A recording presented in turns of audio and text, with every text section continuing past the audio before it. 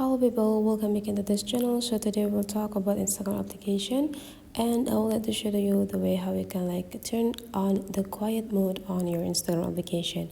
Open your Instagram application and then you just need to jump into the profile right away. Whenever you're in the profile section, you just need to go click the three straight lines and go click settings and privacy. And now in the first box there will be how you use Instagram, and then you just need to go click time spent. If you want to turn on the quiet mode, there will be in the second line, which is the quiet mode here. Go click it, and you just need to turn on the quiet mode by click this button.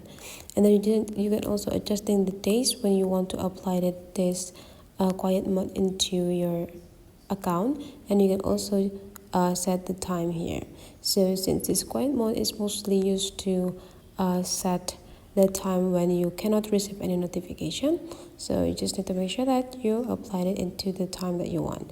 So that's for the tutorial, guys. Hopefully you enjoyed this video a lot, and let's meet again into other tutorial and tutorials.